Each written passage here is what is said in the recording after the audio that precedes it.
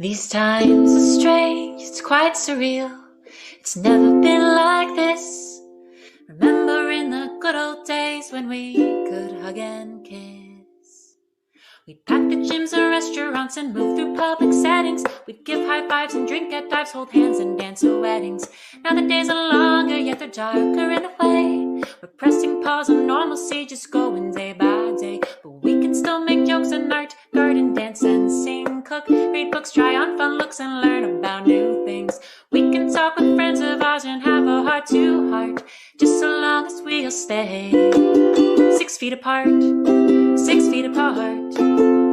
It's the newest thing to do, stay 6 feet apart, 6 feet apart. The distance between me and you, 6 feet apart, 6 feet apart. And when I say I'll keep you very close to my heart, it's purely metaphorical. These times are quite historical, so step aside, let's live our lives 6 feet apart.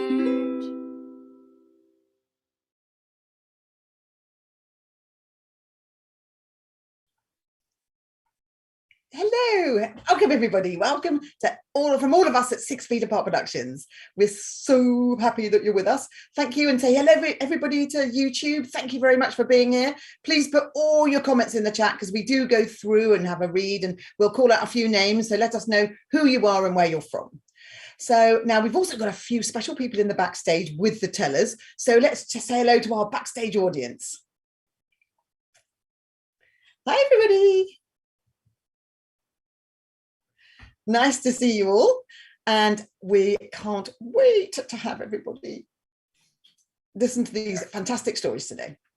So now I'm particularly excited because I've got two fellow Brits in the show today, which is lovely, and we squeeze the show in. We don't normally do 2 a month. 3 a month. No, we do 2, but I squeezed this in just I couldn't wait to put this off to later in the year, and I wanted all these people on. So they are astonishing tellers, and they've each got a fantastic story on the theme of moments of grace.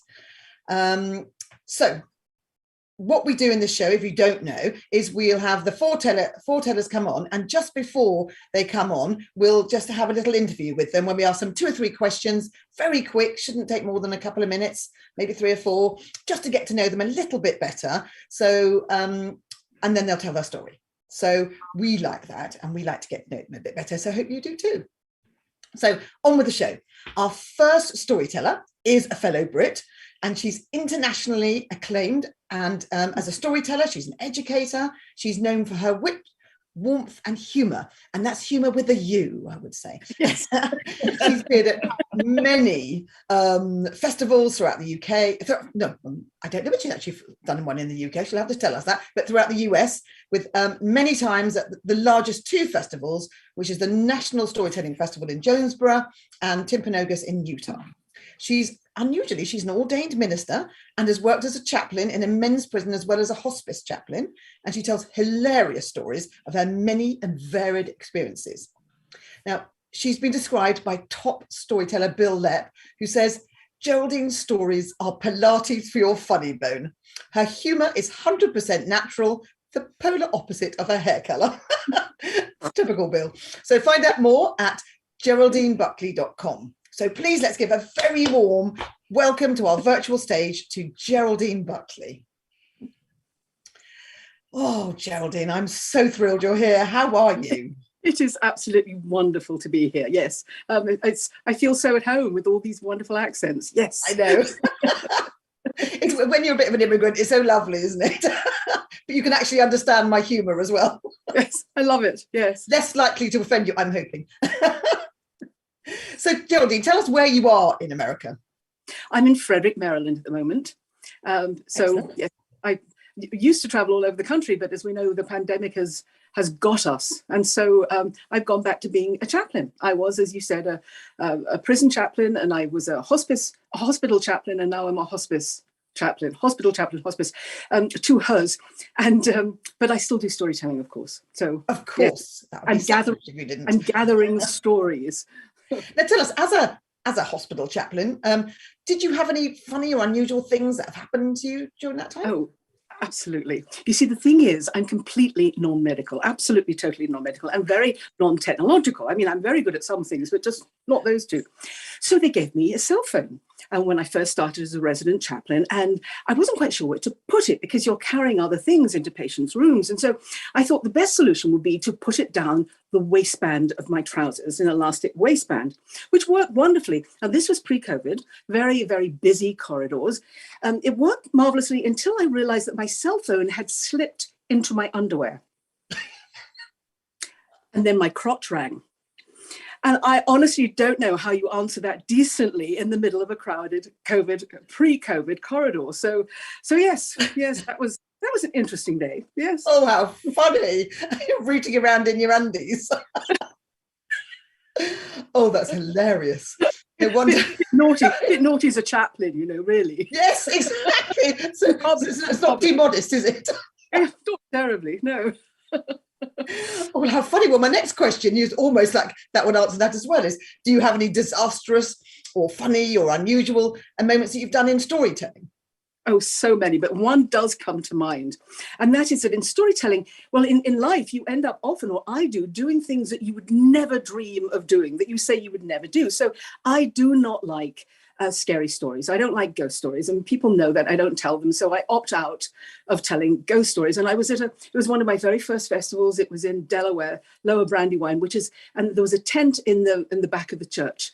Beautiful grounds. And they were doing the storytelling, they were doing the ghost stories. I went back to the hotel and came back. It was a dark night, beginning of November, dark night.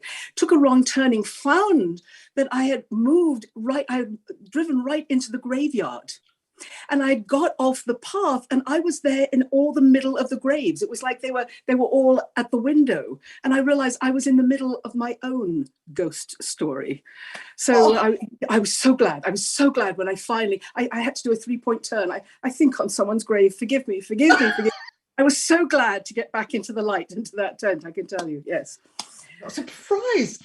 Geraldine, how terrifying. I find ghosts, graveyards really spooky. I needed a strong cup of tea after that, I can assure you. Absolutely. Yes. Well, something a little bit stronger. Absolutely. In it, yes. Yes, like, little hot toddy. Anyway, thank you, Geraldine. Right then, that sets us up for your story. So let's all sit back and let Geraldine get ready. And we're delighted to welcome Geraldine telling her story, Tea in the Slammer.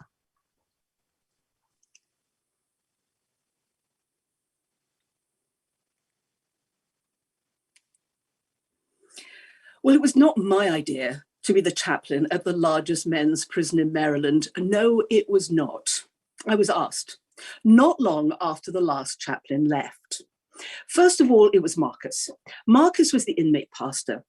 Now, in that prison, there is the most incredible church of 600 men. It's called Grace Church. It even has a seminary, all paid for by outside funds. And I'd volunteered there quite a bit. I knew the men, and Marcus, the head of the inmate pastor, asked me. And then I was asked to apply by a person who played a pivotal role in the prison administration. They asked me several times. And then my pastor told me that he thought I should apply. And I thought to myself, are they crazy? Can't they see I'm not prison chaplain material? I'm creative. I'm a free spirit. I can't be bound by bars. But I told them all that I'd pray about it. And when I did, I thought, oh no, this is a God thing. And I felt like an old war horse sniffing the next battle. But then I did what many people watching have done. When you're faced with something that you know is going to be incredibly difficult, you know is going to be bloody, I just plunged in anyway. And I applied for the job and I got it. But it was a government job, and so it was frozen for a few months. And in that interim time, so many things changed. There was a new prison opened, a maximum security prison opened on the other side of the state in Cumberland. And so all the leaders of Grace Church, that means the pastor, the assistant pastor, the head of the ministers board, the head of the deacons board, the head of the choirs, they were all lifers. They thought they would be there for life. So they hadn't trained anyone up to take their positions. And all of those leaders were moved to the maximum security prison on the other side of the state. In fact, I arrived the day that the inmate pastor was moved. Well, the men, the congregants, the inmate, the members of Grace Church, they were in shock. And they were also grieving the loss of their last chaplain, who was an African-American pastor. He'd been there for 16 years and he'd started the church. So at the beginning and end of services, the men would gather and they'd glower. And I'd hear them saying things like, I don't want a woman chaplain. Shouldn't be a woman chaplain. It's not right. It says in the word that a woman shouldn't have authority over a man. I don't want a female chaplain. Well, as you can imagine, this got a little old. And so at the end of one of the services, I addressed the congregation and I said, gentlemen, I believe that you all know that the Lord has put a great love in my heart for all of you. And there were nods all over that room because they knew that was true. And I said, and I think you, gentlemen, I think you know that within the confines of the law, I would do anything I could to help you. And again, there were nods all over that room because they knew that was true as well. I said, well, gentlemen, there's two things I can't do for you. I can't be a man and I can't be black. So get over it. And they had the grace to laugh. But the guards, the officers, the prisoner officers, they didn't want me either. Often when I was coming into the facility, I'd see little huddles of correctional officers and I'd hear them saying things like, don't want a woman chaplain. We shouldn't have a woman chaplain. It's not safe. It's a safety issue. I don't want a female chaplain. And if any of them said it to my face, which they did, I'd say, officer, it wasn't my idea. Take it up with the Almighty. But I thought to myself, well, how can I change? What can I do? I mean, I couldn't do what they all wanted me to do. I couldn't change in the way they all wanted me to. I couldn't obviously become a man. But I thought, Geraldine, what have you got going for you? And I'm considered as a kind, compassionate, motherly type of figure. And many of those men have been brought up by their mothers and their grandmothers. And then I'm British. And as the Brits on here will know, the Brits, they make they're known for making fabulous cups of tea. And so I thought, Geraldine, go with what you've got. And I got permission to take an electric tea kettle into the prison. And I was determined to use that to build up a community behind the bars. And so I made tea on every possible opportunity. On cold winter nights, I would race out into the compound and I'd say to the officers, officer, may I make you tea? I want to turn you all into Englishmen. And they would smile. And eventually they softened. And then I made tea for the leadership team. Now, with the prayers and help of many volunteers, I was raising up a new leadership team to take the place of the ones that had been shipped out to Cumberland, to the other prison. And I would bring in lots of different kinds of tea so that the men would have the luxury of choice. There isn't very much choice that men get within a prison. And so with leadership meetings, I would often have 8 beefy men in my office. And I'd say, Prince, what kind of tea would you like? I'd make them all tea. And he'd say, Chaplain, he said, don't you remember what kind of tea I like? And I think, oh, yes, let me see. You like lemon verbena with 2 sugars. Yeah, that's right. Now, I just want to break out of the story just for a moment, because I always said that if I had time, I would tell you about Prince. Normally, I would never give you the real name of an inmate because they need to fly under the radar. But Prince died 2 years ago, and he was a lifer. He'd been in for 30 years, but he'd had a real transformation not long after he got into the prison. And so he raised up several generations of young men who went out into their communities and made an incredible difference. And in fact, he trained me to be a chaplain from the inmate perspective. And men who are incarcerated for a long time, they long to have their names spoken on the other side of the bars and to be known for doing things that were good. And so that's Neil Spann. But he had a friend who loved to garden. He was also a lifer. He loved to garden. And he got permission to have seeds brought in. And he planted these beautiful flower beds. And he would take the seeds from those flowers and he'd give them to people he knew could garden. Volunteers who would come in, and he'd say, please take these seeds and plant them in your garden so that something of my handiwork blooms in freedom. So that's Neil Spann, who in this story is known as Prince, and his friend. So what kind of tea do you like, Prince? Don't you remember? Yes, lemon verbena with 2 sugars. Yeah, that's right. Manny, what kind of tea do you want? Chaplain, have you forgotten? No, let me see. No, you like blackcurrant with 3 sugars. Yeah, you didn't forget. Big John, what would you like? What kind of tea would you like? Chaplain. Oh, let me see. You like chamomile with 1 sugar. Yeah. I made hundreds and hundreds and hundreds of cups of tea. But one day things changed. Was a young man who really loved his mother. And I knew him well because he volunteered regularly in the prison. But one day his mother was taken seriously ill and she was whisked off to hospital. Well, because of prison regulations, he couldn't phone her there. And so I brought him into my office and I gave him a phone call on my private line. And I got through to the head of the nursing station where his mother was. And I explained the situation. She must have had somebody in the system, because she told me that his mother had been taken off for an emergency operation.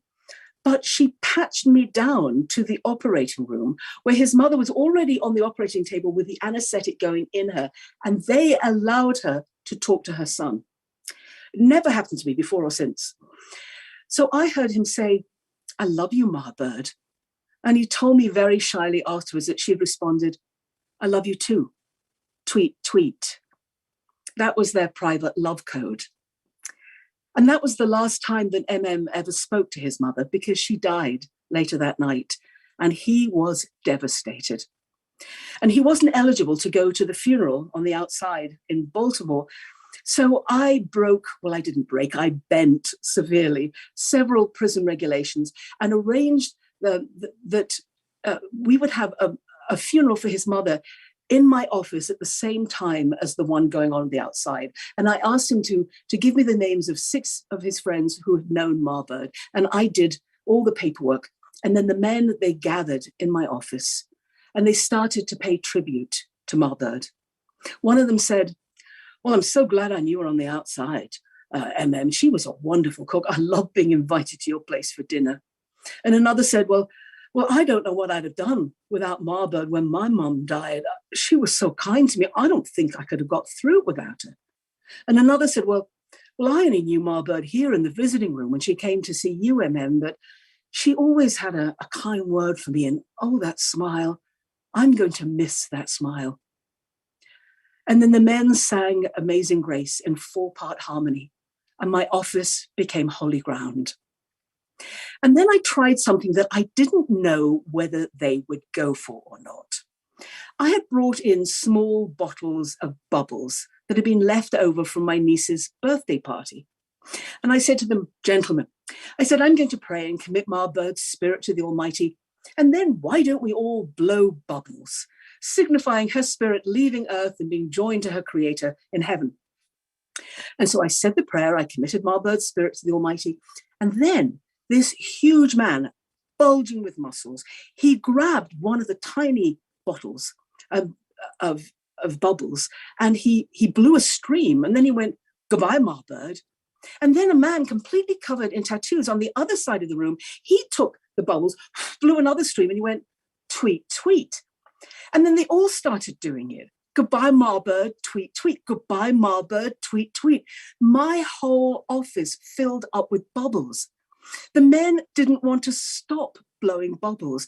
It was goofy and real and incredibly honoring. And then I made them several cups of tea with lots of sugar, which, as the Brits on here will know, is the British cure for shock. Well, news goes around a prison like wildfire. And I realized when I look back that was the moment that we became a community that loved and laughed and worshipped together. And I realized that things had changed because of the SEG unit. That's the segregation unit. Now, at the time, men were locked up for 23 hours a day. And they would spend those hours with their hands on the bars, catcalling at anyone who walked on the compound right outside. No one was exempt, not grannies, not ministers. In fact, the commissioner walked past one time and someone cried out, "Nice rear end, Commissioner." Now you realize they weren't exactly the words that he used. But the commissioner wasn't fazed. He just shouted back, "Thank you, I've been working out." But after that funeral, every time I walked past, there was absolute silence, which was the biggest honor that those men could give me. But one time someone did shout out, "Will you bless us, chaplain?" And oh, it was my privilege. It was my honor to stand and pray a blessing over all of those men, no matter what faith group they came from. Well, I left about 2 years after that funeral, and I did feel like that old war horse. I have to tell you, my work was done. There were a very strong leadership team had been raised up for Grace Church. It carried on. It's still going on now. So really, my work was done. But I did feel like that old war horse. I was absolutely emotionally and spiritually exhausted, bone weary. But I learned such a lot from my men. And I discovered something that British women have known for eons. And that is, you can't keep a good mama down, especially not when she makes a killer cup of tea. Thank you. Thank you all. Woo.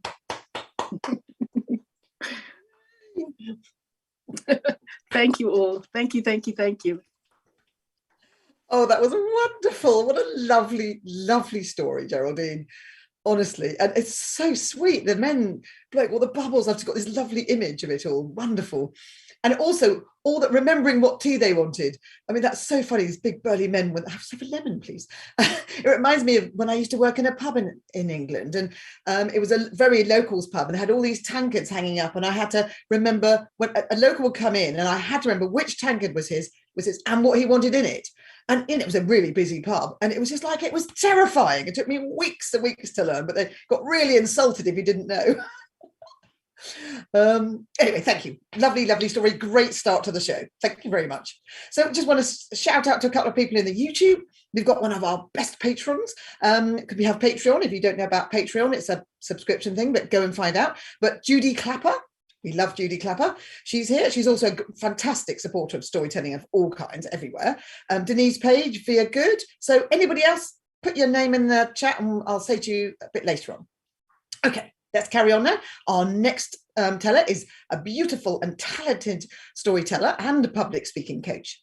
She's presented at the John F. Kennedy Center for the Performing Arts and served as a speaker coach for TED speakers through TEDxTysons. She's won the title of the Moth StorySLAM Champion. She's obviously competed in other public speaking competitions with Toastmasters. She's a member of both the NSN and the National Communication Association. You can find out way more about her than I've just said at carolmoore.com. So please welcome a huge virtual hand to Carol Moore. Thank you. Thank you. Oh, Carol, it's so lovely to have you here, looking so gorgeous against your brick wall. I'm just trying to keep up with you, honestly. Thank you, darling. Thank you. So where are you, Carol? I think you're on the East Coast too, aren't you? Yes, I'm in Herndon, Virginia right now. Oh, right. Okay, lovely. Mm-hmm. Now, also, I feel really bad. If people go to your website, there's this great big pop-up that comes up saying that you're on sabbatical. So I've interrupted your sabbatical by forcing you to be on the show. So thank you very much for doing that. But why are you on sabbatical? What are you up to? So I took a break. I had 2 goals in mind, and one was to work with this nonprofit, which is what I'm doing. I'm the director of communications there in Loudoun County. We train other nonprofits on how to, get funding and engage with their donors so they can help their individual missions. So it's kind of cool that we help everyone else help people. And then my second goal was to learn French, but instead of like I'm more like we can't. It's not going. That part's not going as well as I'd like. But the nonprofit gig is going great. Oh, we were forced to learn French at school, and it's always terrible. I hear you. It's tough. It's a tough one. Well done on the nonprofit. That makes me feel very bad. Now, I'm also asking this question of everybody. What have you, as a storyteller, have you got like an unusual or disastrous or funny experience that you'd like to share? Yes, two. I have one that I consistently try to avoid, which is talking about sex in my stories, generally because my parents are in the audience. I don't have sex, Mom. Hey. And secondly, there was a show last year. I was an Emcee like you. It was a virtual show and I was doing great until one storyteller told this really emotional story about like baby birds and ducks and adoptions. And it's like, I will love you by the Kanji River. It was very touching and I bawled my eyes out, which was fine while she was telling the story, but she wrapped up kind of quickly. And when they cut back to me, I was still sobbing. That was really embarrassing. I had like puffy eyes. There was nothing I can do but say like, it was a great story, wasn't it? I don't think they noticed. I don't think anyone noticed though. Oh, bless. Well, it's good that she moved you. It was beautiful. It was a beautiful story. I just wish I could have kept it together. Yes. Oh. Well, hopefully I'll keep it together. So sit back, get yourself ready, everyone. Carol's going to tell her story called An Unusual Suspect. So can't wait. Thank you. Thank you. It's been a long day. I mean, it's been so long. Work is tough and we've got a lot going on. I got 3 reports that are due next week and they're huge. We have to report to the board. I'm just tired. And it's days like this when I'm really grateful that I can come home and just worry about me. It's just me. I'm single. I don't have any tiny people. I don't have any dogs that need to go for a walk. I don't have any cats that are begging for my attention. I just got to deal with me, and that's great. You know when that's not great though? That was totally not great when the pandemic hit because it was just me and only me day after day, all the time. I got lonely like most of us. It was hard, like the introduction song said, right? We are in historical times and I wasn't quite sure what to do except to be home. While I was home though, I realized I could hear a lot around me. I could hear fights and cries and plenty of sex, but it made me realize that everybody's home. I used to hear the phrase about the pandemic, oh, we're all in this together. And I used to think, we who? It's just me and my plant Vincenzo. That's the we up in this apartment. But as I listened to the walls, I thought, I live in a building full of people. There is a we are together. I just don't know them yet. So once I got vaccinated, I said, you know what? I am going to make some friends because I can't be the only one having this experience.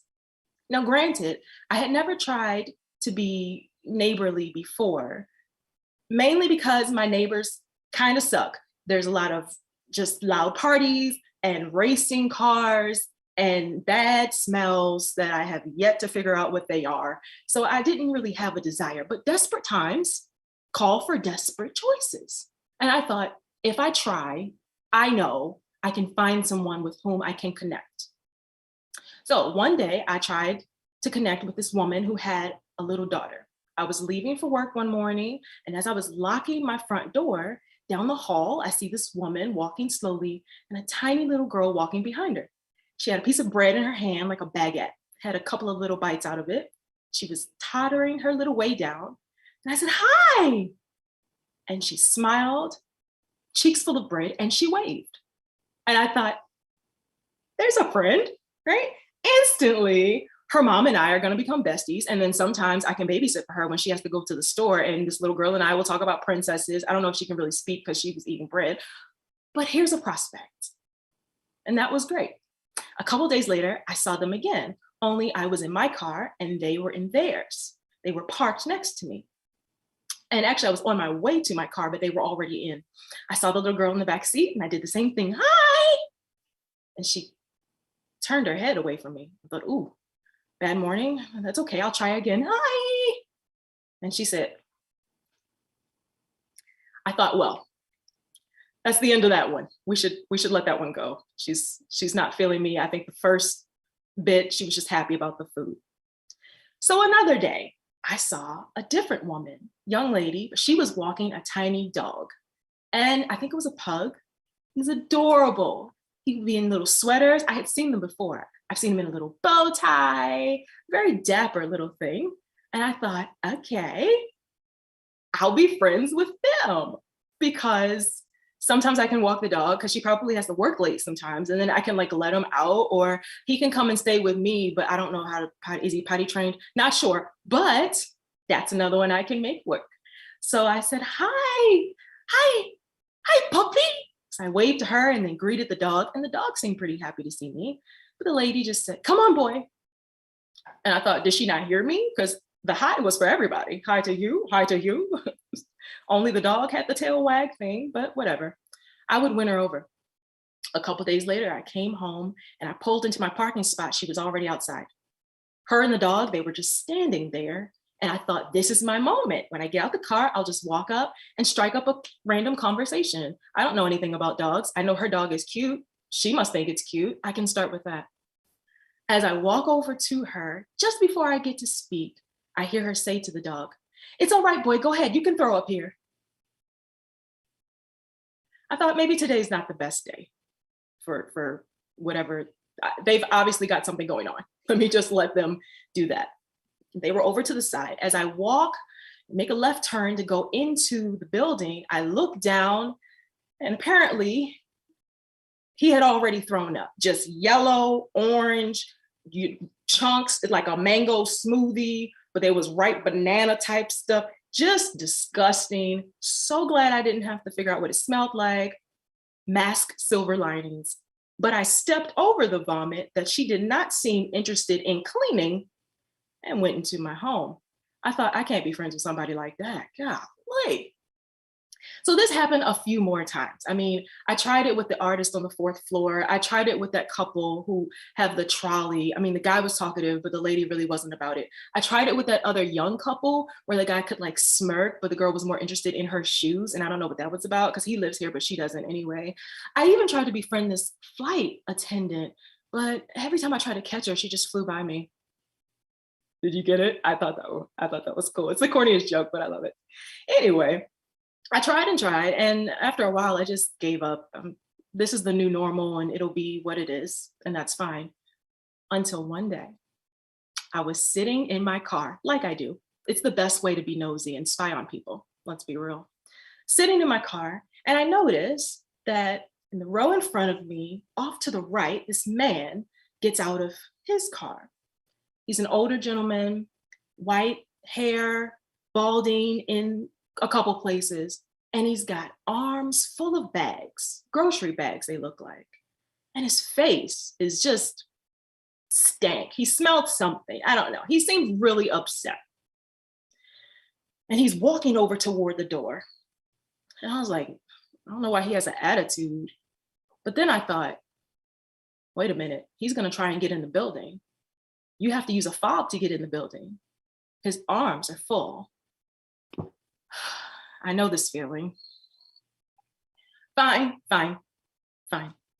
I'll help. Sure.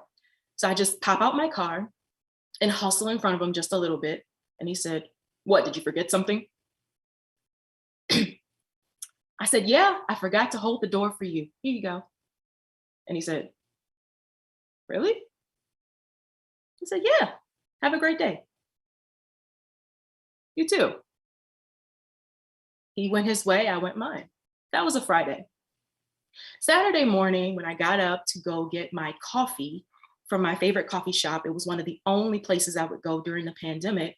I got out to my car, my red truck, and there was a white envelope on the windshield. I didn't know what it was, but it was there and it said thanks on the front. Weird. At first I thought maybe I forgot to pay a bill, but inside was a letter. And it said, dear neighbor, thank you so much for getting the door for me yesterday. Your thoughtfulness is greatly appreciated and brought a happiness and smile to my face that lasted throughout the night and today. Thanks again and wish you all the best. Sincerely, your neighbor, Jim, apartment 335. It was the grumpy guy. The grumpy guy went out of his way to write me a beautifully handwritten note just because I held the door. That warmed my heart because that smelled a little bit like hope. It was a couple days before Thanksgiving, and so I didn't want to be a total weirdo because obviously I had already planned friendships with these other people that did not pan out, right? So it was close enough to Christmas. I waited until 2 days before Christmas, and I had it all planned out because now I know where he is. He's just down the hall. So I got this little crocheted stocking that I made myself, and it was hunter green.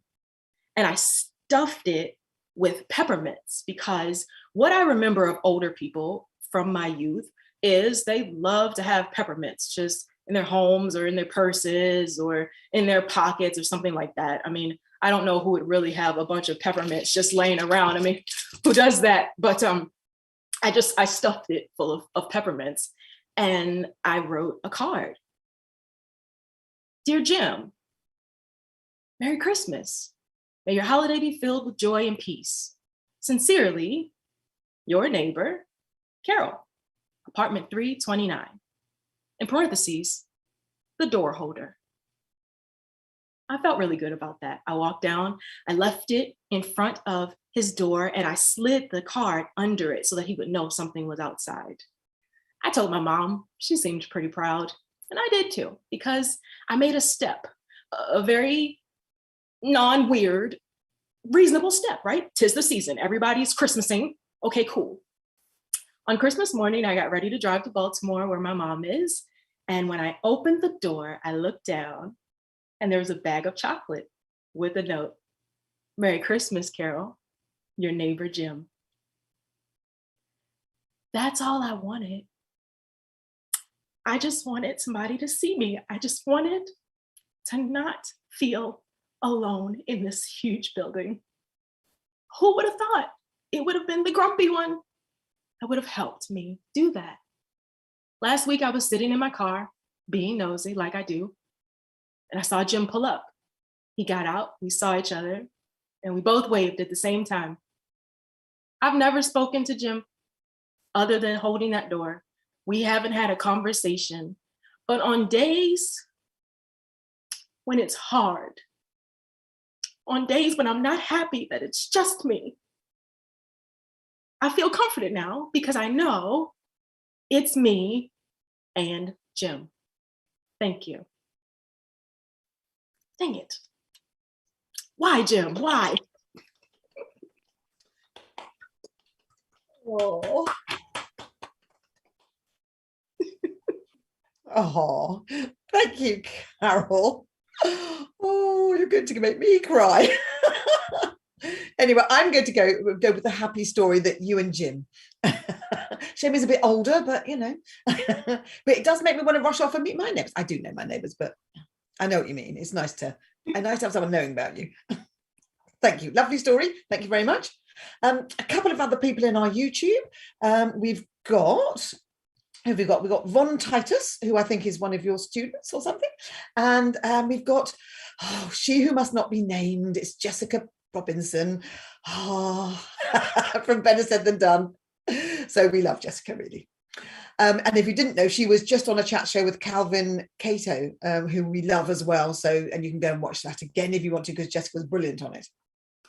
Right then, I'm going to carry on. And we've got our second Brit.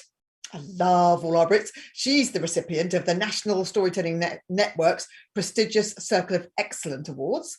She tells witty, original stories that celebrate the frailty and courage of the human condition. She's produced 3 Storytelling World award-winning CDs, and she's got a collection of short stories, Auntie Lily and Other Delightfully Perverse Stories. Highly recommend you check out her Auntie Lily stories because they're hilarious. She's also performed at the National Storytelling Festival in Timpanogos. If you want to find out more about her, go to jennifermunro.net. So please welcome to our virtual stage, Jennifer Munro. So, Jennifer, how lovely to have you on. How are you? I'm very well, thank you. Good. Now, you're another one on the East Coast, aren't you? I am. Excellent. So you didn't make it over to our lovely warm California side, did you? I would have loved to. Cold. Now, as a fellow Brit, can you tell us something for you that you find has been really challenging about being a Brit living in America? Because I've had lots of challenges. So what have you found? One particular thing about being British is that we have a very off-colour sense of humour. And I don't believe it's ever in bad taste, but that's just my personal opinion. And I have a story that ends with a group of school children hanging onto a fence, watching a cow and a bull copulate. And I had a woman after a performance tell me in no uncertain terms how offended she was by that. And I realized that I really had to be very careful where I told this story. Fast forward, I'm in Jonesboro, I'm an artist in residence, and I said, I would love to tell this story. Here's how it ends. And what we decided I would do is not describe it, although I think it's very tastefully described and rather funny. But I said at the moment of impact, shall we say, I said, so this happens, and the cow and the bull, and I won't describe what happened next because I'm sure you can imagine what happened. And I got the biggest laugh that I've ever had when I've described. So what I learned from that was less is more. A very good lesson. I think my kids would absolutely agree with you. And I go around talking about my innermost workings of a sex life. They hate it. Oh, that's so funny. How so funny. It's so different from England, isn't it? It really is in that distinct respect, yes. I do think, though, with your lovely, lovely voice, even I think that you could say anything and I wouldn't be offended. I have got away with murder, but there are certain things that, no, it doesn't go down well. No. Somebody at work, when I used to work, said, I want you to tell me when my mother dies, Claire, because it will just sound better coming from you. Bizarre. So tell us, have you had any memorable or funny or disastrous things happen when you've been storytelling, other than that one about the cow and bull, which we won't go back to? I was on a panel of storytellers and we were asked questions, and it was, tell us your most memorable moment in storytelling. And I launched myself into this wonderful moment where the great J. O'Callaghan took me aside. I just performed at the Exchange Place years and years ago in Jonesboro. And he took my hand and said what a great job I'd done. And then a voice popped into my head and said, you're a liar. This is not your greatest moment. Your greatest moment was when I first attended Jonesboro as an audience member, and I was invited by some fluke to a party, an after show party, if you like. And Lenny Cabral asked me to dance with him. And if you don't know it, Lenny Cabral, he is the most handsome man in the world. I mean, he's just wonderful. And the moment I said, oh no, the truth is, Susan Klein, who's another storyteller, fell off her chair laughing. But then I found, like months, this must have gone on for a year, whatever storytelling event I was appearing at, there'd be someone who'd yell out, hey, aren't you the woman who danced with Lenny Cabral? So I became really a bit of a celebrity for a while, but I soon got over that. Oh, how funny. We're hoping I've asked him to be on our next show, so fingers crossed. And I agree, lovely. Yes, isn't he? Oh, how funny. All right then, thank you.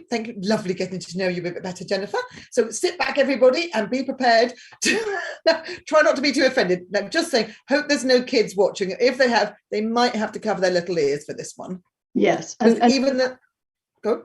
Yes, I really have to use the word itself because it's absolutely intrinsic to the story. So absolutely, you have our permission, and if anybody is younger and might be offended, you might just have to mentally put your hands over your ears. So her story is called Effing Bitch. Just to give you an idea of what it's all about. So sit back, prepare to be shocked. Here is Jennifer Munro.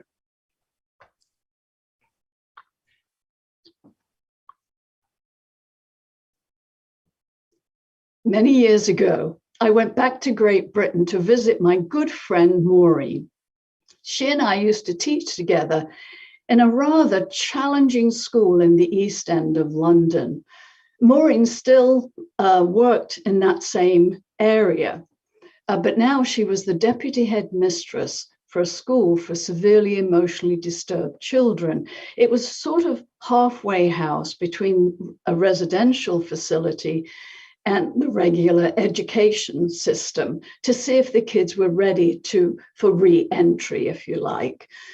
Well, teaching the regular kids in that area was challenging enough. I couldn't imagine what dealing with these children on a daily basis must be like. But over dinner one night, Maureen suggested that I might like to go into the school the next day and tell the kids some stories.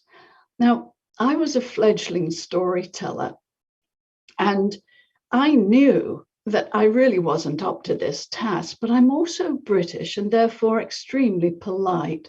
So I found myself saying, I'd love to. And really, I didn't sleep that night. And the next morning when we arrived at the school, Maureen opened the first door, locked it behind us. Now, this was in the days way before they locked schools. And then she unlocked the second door. We stepped inside and she locked it behind us. And when we got to the school office, it was pandemonium. They hadn't been able to, they were very short of teachers and hadn't been able to find any substitutes. No surprise there, I thought to myself. Well, Maureen looked at me and she said, "Man the hallways, Jen. If a girl wants to use the bathroom, go in with her. If a boy wants to go, crack the door open and listen. At the first sign of trouble, don't hesitate to go inside." Well, a little shell-shocked, I went out into the hallway, and almost immediately, a young girl about 12 years of age asked if she could go to the lavatory. I said, of course, and I followed her inside.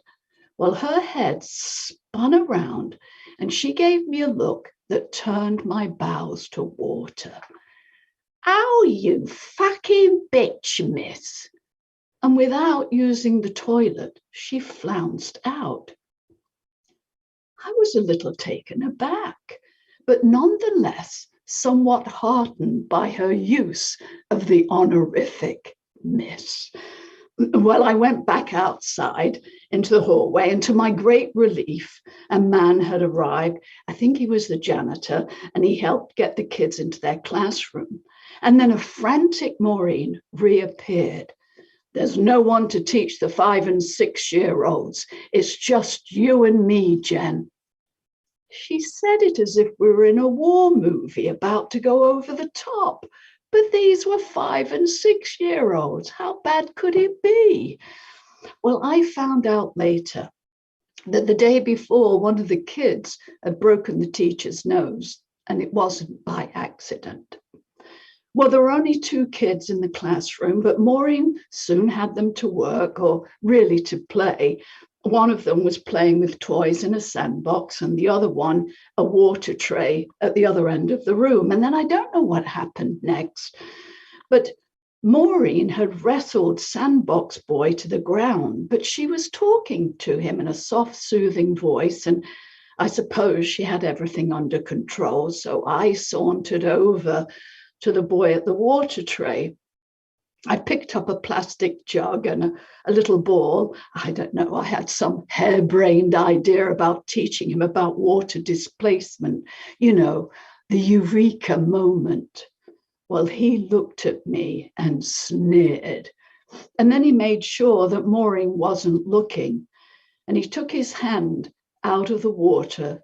It was in the shape of a gun. and he blew me away. And then he smiled. And I think I preferred the sneer. Well, then there was a knock at the door. Apparently it was Millie. She'd come to take the lunch count. Maureen undid the bolt that was at the top of the door so the kids couldn't reach it. And as soon as Millie stepped inside, Water Tray Boy, before I could stop him, shot out. Well, he was my responsibility. So I took off after him, and his little skinny legs were a blur as he hurtled down the hallway. And when he got to the front door, he threw himself against it, pounding it with his fists. Well, I threw my arms about him and picked him up. He didn't weigh anything at all. I held him. His little feet were kicking into my shins, but I didn't let him go. And I began to talk to him in a soft, soothing voice, the way I'd heard Maureen do. And all of a sudden, his little body went limp, and he became unbearably heavy. And I thought to myself, I'm carrying the weight of this child's despair. When we got back to the classroom, the rest of the class period passed without note. And then Maureen asked me if I wouldn't mind doing lunch duty. Well, there were only 50 kids in the cafeteria, but they were eating their lunches with metal knives and forks. So as a precautionary measure, I stood with my back pressed against the wall, and I kept my eyes peeled. I watched one boy trade his Ritalin tablet for a bag of potato chips. So I went over to the other teacher who was in there, and I told her what I'd seen, and she said, "Oh, thank you, but that's the least of our worries." And by now, I had a pretty good idea of what their worst worries were. "How do you do this every day?" I asked. "Oh," she laughed. A glass of single malt whiskey as soon as I get home usually does the trick." So by the time I met with the group of 12 to 14-year-olds I was supposed to tell stories to, I was a nervous wreck. I watched them come into the room and slump disinterestedly into their seats. Now, I was raised in a tough working class neighborhood in just outside of Leicester, but I knew these kids would just eat me alive. What stories could I possibly tell them that would make any difference whatsoever? So I launched into Tailybone. It's one that I usually tell to this age group, and it never lets me down, even though I found it in a children's picture book. In the story, an old man chops off a creature's tail, and then the creature stalks the old man relentlessly until he gets it back. And at the climax of the story, you get really, really quiet, and then you yell as loud as you can, and the kids jump, and then they laugh at themselves. And when kids this age laugh at themselves, well, then you can tell them the stories that you think they need to hear. But I hadn't got to my second Tailybone. I want my Tailybone. When I realized these kids were terrified, it was clear to me that they thought that the creature in the story was real. I suppose because they didn't have any willing suspension of disbelief. Perhaps their real lives were so horrific that anything could and did happen.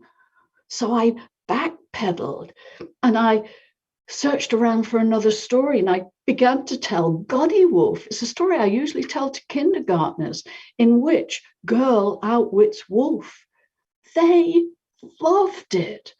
So I told Hansel and Gretel, and when Gretel pushes the witch into the oven, a great cheer went up.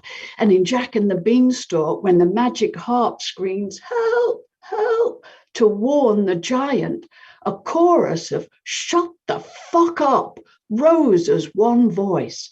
I told fairy tale after fairy tale.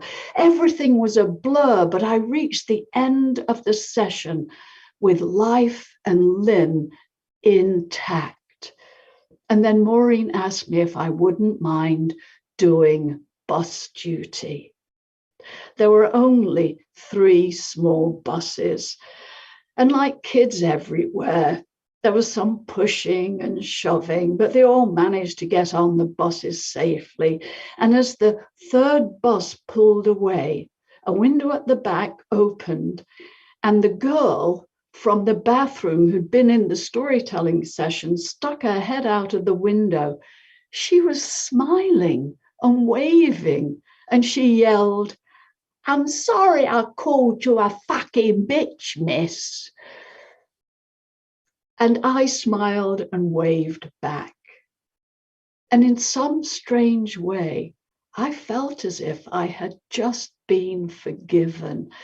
And when I walked back into the school, I understood for the first time, probably, how powerful stories can be and how dangerously close I had come to doing real damage to those children. And so, like any power, we must use it wisely and well. Thank you.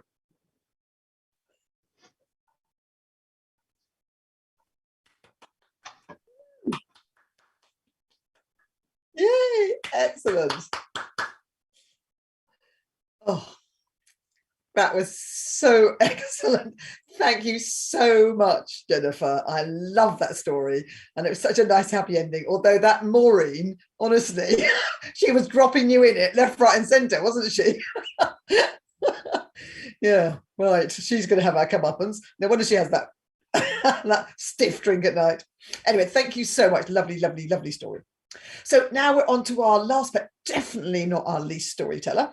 He has told stories for 25 years in over 13 countries, in 45 states, to over 3 million people, although I think that might have upped itself massively now with this pandemic time and, you know, going wildly over everywhere.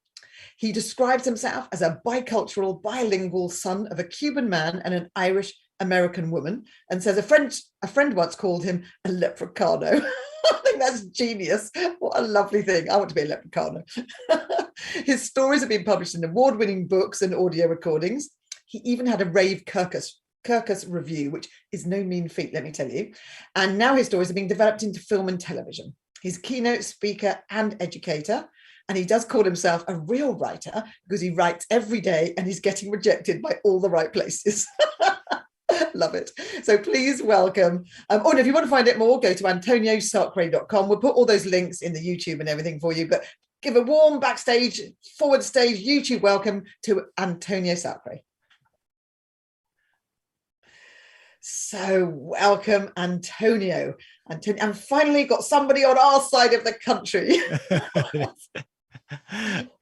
I'm so happy to be here. I'm glad that Jessica introduced us. And I'm thrilled to be here with you all and to hear these amazing stories. I can't wait we get to watch a recording, right? I want to watch them all over again. I want to hear them all again. They were amazing. Yes, everybody's ticket. You've all been given the YouTube if you're not already on YouTube, and you can all watch it again later. I'm going to watch them again. So whereabouts are you? I'm in Los Angeles, in Southern California. Yeah, lovely. My son is down there. Wonderful. Yeah. So, as I said, you're not only a storyteller, you're an author, you're an educator, and a screenwriter, obviously because it's LA. So that is quite a lot. So what are you working on at this moment that you're finding the most exciting? Well, it's interesting. So I was, as a storyteller, I'm sure many other storytellers have the same sort of experience. We say yes to a lot of things before we know that we can actually do it. So I was telling stories at a very small library, and a woman came up to me. She said, I represent a big publishing firm. We publish textbooks. We need someone to come and talk to us and tell stories to us. I said, great. She said, have you ever written a textbook? And I said, no. She said, oh, well, you can't speak to us until you've written for the textbook. And I said, well, how would I do that? She says, well, can you write nonfiction about finance for fourth graders. And I said, yes. So I wrote a book called Everyone Pays Taxes.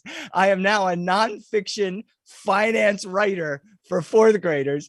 And then after this book, I got to speak at that company. And I don't know how, but I have now been writing a bunch of nonfiction titles for this textbook company.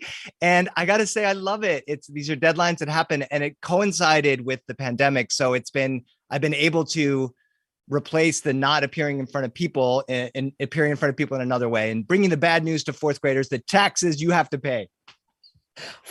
It's so funny. I can't think of anything less I'd like to do than that. Although I think it's a bit shocking to us poor 4-year-olds to have to think about bloody tax at that age. Let's leave it at least until they're in middle school. Exactly. Oh, that's hilarious. Well done you. Now, I'm asking you the same question. Tell us about funny, disastrous, challenging, unusual thing that happened to you during storytelling? There's two things that come to mind, and it's oddly, they both happen in Alabama. There's a very famous, beloved storyteller named Catherine Tucker Windham from Alabama, and she was one of the first great storytellers. Jennifer mentioned J. O'Callahan, and Catherine was sort of that first amazing teller. And I got to perform with her at a festival, and I was already nervous. It was one of my early festivals, and I was nervous to be next to her. And she walked up to me, and I can't do a Southern accent. She said, I want you to have this, Mr. Sacre. She called me Mr. Sacre. And she gave me this little random thing. It looked like a seed or a nut. I said, what is it? She said, it's a nut from my tree in my backyard. And I said, oh, will this give me good luck for the stories? And she said, oh no, you need good stories for a storytelling festival, but you can keep the nut. And I travel with that nut, and it makes me think of her. And she's been gone all these years, but she still feels alive to me. And then I said yes to this random festival in Alabama, and it was beautiful. It was an outdoor little festival. It was like 30 people. It wasn't very big, and it was next to an outdoor lucha libre wrestling festival. So if you don't know what that is, it was my first experience with that. There was 18,000 people around a huge outdoor wrestling ring, and these Mexican professional wrestlers were flying off of the things and just attacking each other. So it was a little distracting for the kids in the stories, but it was fine. And then something happened with the sound system, and the wrestlers had to wait. They said, hey, storyteller, could you fill the 5 minutes between matches with one of your stories? And so I went from the library and my 30 little people to 18,000 drunk wrestling fans. And I told the barking mouse story, and it was 18,000 people just staring at me, not knowing what to do. And it was the biggest fail for sure I ever experienced, but I also never forgot being in front of that many people on a wrestling stage. So that's a memory from Alabama. My goodness. Wow, I would have been terrified. It was terrifying. That's a lot of people, particularly going from wrestling to storytelling. Oh, Antonio. Wow. Well, at least you can say you performed in front of 18,000 people. You could absolutely put that on your resume. Exactly. The fact that they hated you, irrelevant. Exactly. Nobody has to know that. No, quite. Well, we're not going to hate you. Thank goodness. We've got a lovely audience for you.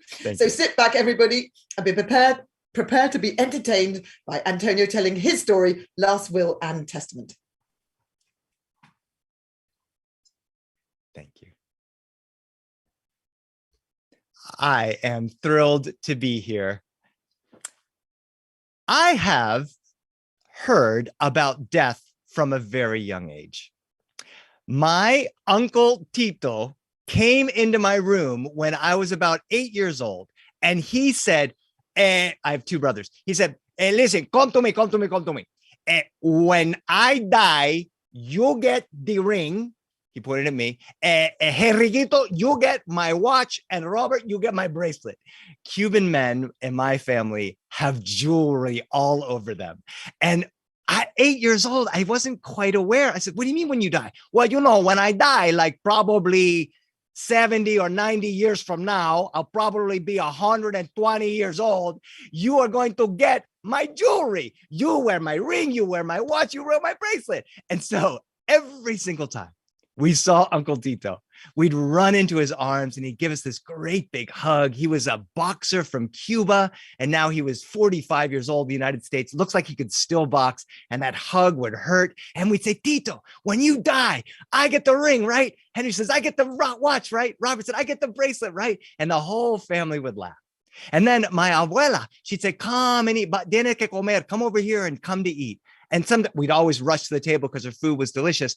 But if we were a little bit late to the table, she'd say, apúrense, niño, porque yo voy a morir en cualquier momento. She said, you better rush to the table because I could die at any moment. And everybody would start laughing.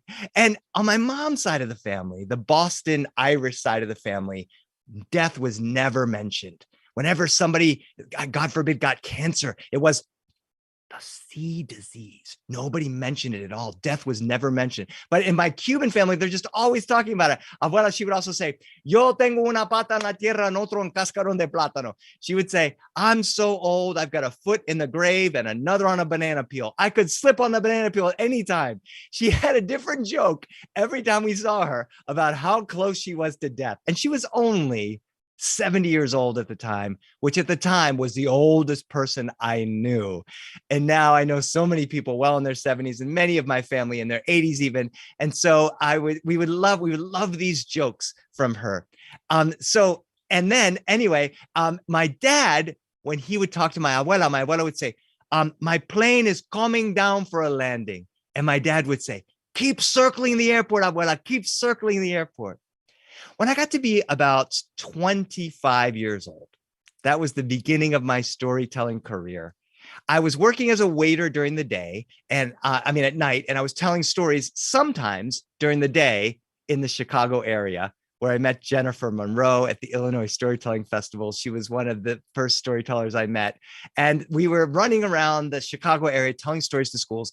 And at the end of that year, I had made, $2,000 or $3,000 as a storyteller and much more as a waiter.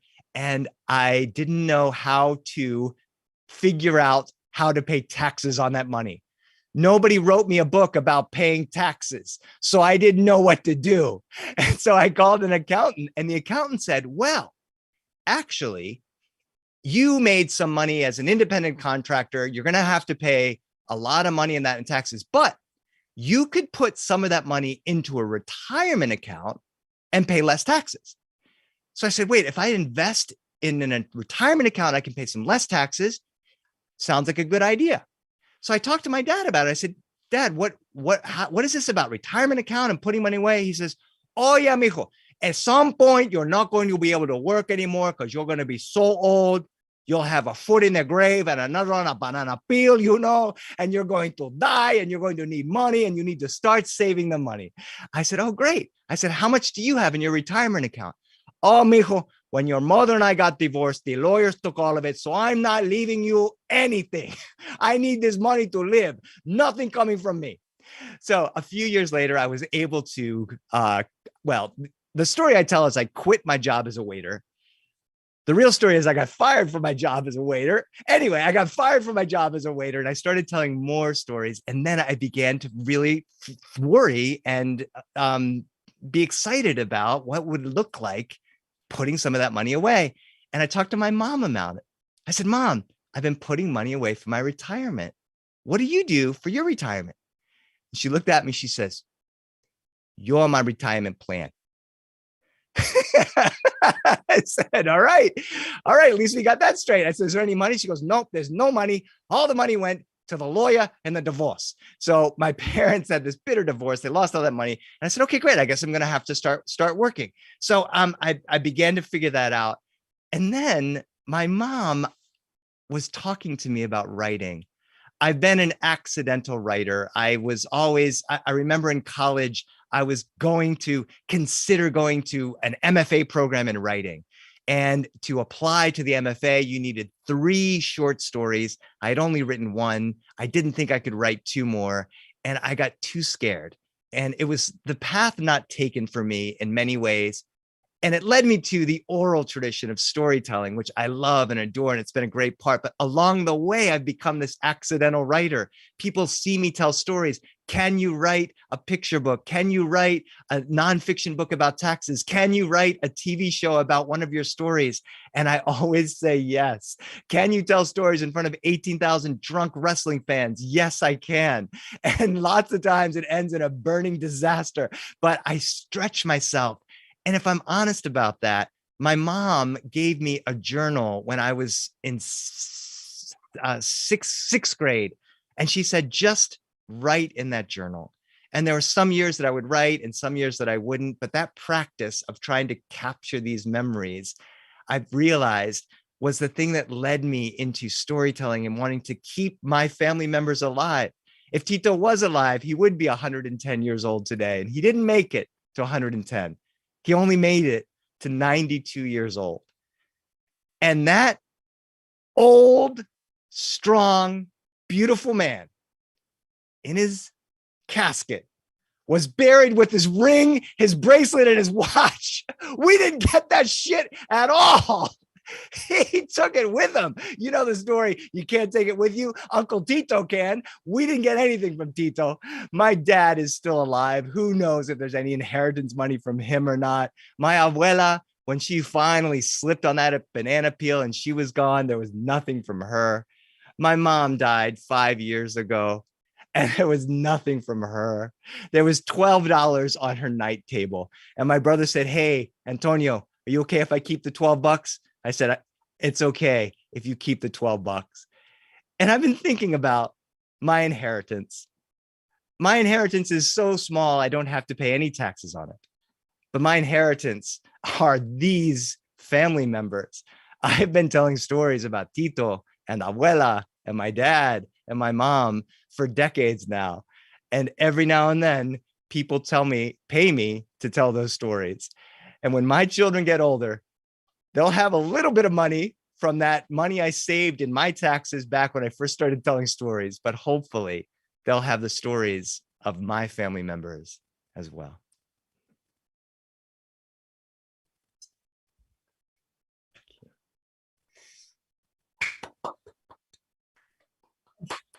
Lovely. Thank you. Yay. Thank you, Antonio. Oh, that's really fun. And honestly, Uncle Tito taking it all with him. What a bugger. I can't believe he did that. Honestly, what a joke. Let's hope it was a fake Rolex or whatever it was. I hope so. I don't know. We laughed about it forever at the funeral. You know how it is with the tears and the laughing. That was just amazing. It was so amazing. Oh, well, thank you. What a fantastic night of stories. Wow, I'm blown away.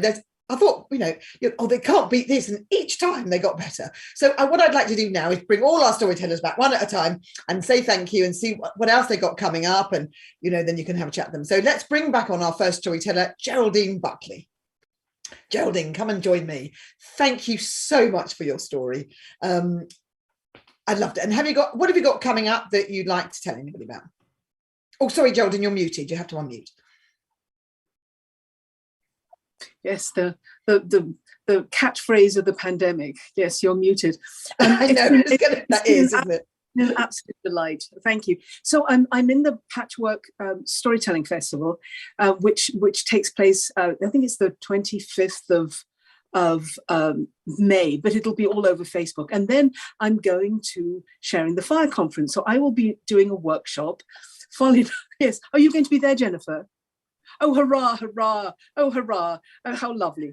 And so I'm going to be doing a workshop on a very fun topic, which goes in with Antonio, on death and dying, because, I'm a hospice chaplain.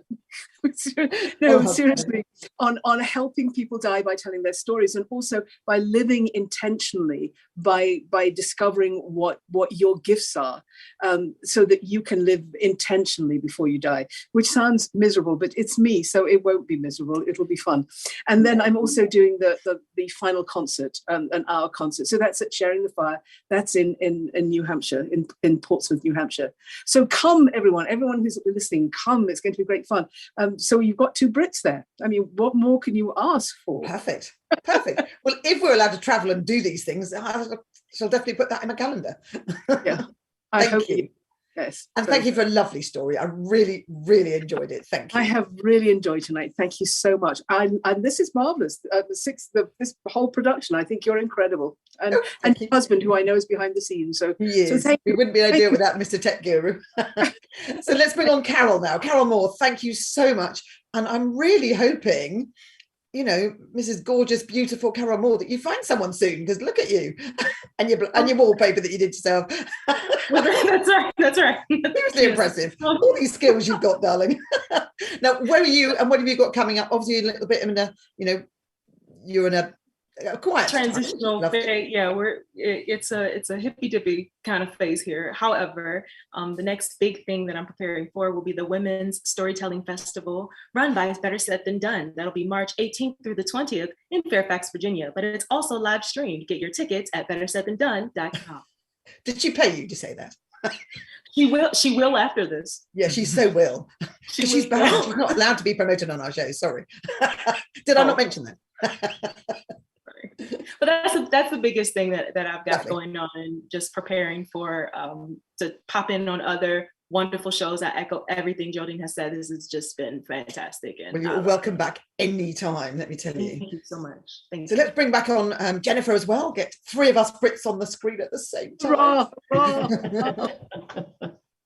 Jennifer, I absolutely loved your story. It's so funny, and hopefully nobody will have been offended. Well, it's too late now, isn't it? So is. And I love the fact that we didn't get through the whole evening without bugger being said. I love to say bugger. Sorry, did I say it again? Oh, silly me. I'm teaching my co-producer Regina how to swear in English. She's doing really well. She now tells me I'm a plonker all the time, which I'm not quite so happy about. Swearing 101. Yes. So Jennifer, what have you got coming up? Obviously, you're doing something. Sharing the Fire. I'm doing 2 workshops. I'm in the Olio concert, and I'm hoping I've submitted for the Fringe. I'm sure they'll go, oh, you know, we've had enough of her. But nonetheless, the Fringe is sort of like a lottery. So I have to prepare the stories. And I've written 2 new stories. One is about a catastrophic illness I have. And I don't particularly like stories of recovery, but it's intertwined with the Odyssey. And there are some really funny moments in it. So I'm in rehearsal for that, and with another story, a companion piece. And then I'm co-producing Women Tell, Our Stories Through the Decades with a friend of mine. And we're hoping to launch that in March. But anyway, I won't tell you about the catastrophe we just had. But that's coming up, and we will be doing it. It will be a 6-month series of 6 shows, every 2 months. So I'm currently working on that too. And if anyone's interested, go to my webpage, contact, and I can give you information about how to submit a story. We're starting off with the 1920s. Wow, that sounds fascinating. I'll go to your website and have a look. Thank you, and thank you so much for your story. And then let's bring on also Antonio. Hi, Antonio. Hello. Tell us what you've got coming up. You've probably got tons of stuff coming up as well, haven't you? I actually do have a couple more commissions for that textbook company. It's very interesting because they give me specific grades that I have to write for, and you have to level it so it hits the grade. They have a program where you put the words into their thing and it spits out the level. And so, if it comes in too high, you can't publish it. If it's too low, you can't publish it. So it's kind of fascinating work. I never expected to be doing it, but it's kind of cool to have a deadline and to write and think about the kids, like really dry topics. How would I make them come to life for the kids a little bit? So I've got a bunch of those. I got 4 or 5 of those coming up. And then I'll be at the Sierra Storytelling Festival, hopefully in person in July. It's a beautiful festival. I've done it many times and I can't wait to get back there. After that, a picture book is coming out in the fall. So my 6th picture book is coming out in the fall. So I'm excited there'll be a lot of talking and promotion around that. So stay tuned. Wow. So you're not busy at all then. All of you, wow. Even like Carol's supposed to be on sabbatical. No, doing tons of work. Well, lovely. Thank you. I can't tell you. All the show was exceeded my expectations. So thank you very much. Now, I'm also now going to bring on our co-producer because I can't take all the credit and I can't hog the show. So Regina, let's bring Regina on, and she's going to be allowed to have a tiny little bit of the show. Off you go, Regina. I have a word limit. I have a word count, so I don't want to say. Oh no, but thank you. I mean, too right, Claire. This was a brilliant show, and I loved all of the stories and just the energy. So thank you so much. Really enjoyed it. I'm here to talk a little bit about what we have coming up at 6 Feet Apart Productions. And Jennifer, it's funny you mentioned the Odyssey, because we do have our next show, which is this Sunday, is the Odyssey Belly of the Beast, Odds Botkin. And I don't know if you've ever seen Odds, but he is been called a consummate storyteller by the New York Times, and he will be performing his 70-minute tour de force of the Odyssey Belly of the Beast, and he uses guitar and he uses his voice, and it's like a very rich experience, and he's performed internationally all over, and it's going to be an amazing show, and the first of the kind that we've done on 6 Feet Apart, and he doesn't perform that often, so this is a good opportunity, and there'll be a Q&A as well. So if you get a chance, Odyssey Belly of the Beast. We can't wait to see how that goes. And next up, after that, we have our Stellar Story Slam. We do an open mic Story Slam every month, and now we have the culminating Stellar Story Slam, where all the winners are coming back to see who's going to get the grand prize, the trophy, take it home. So it's going to be a very good show. They're all excellent storytellers, and really looking forward. We always get excited about this show after we finish the year and can put everybody on stage again. So that's the next thing. All of this can be found at sfapshows.com as well.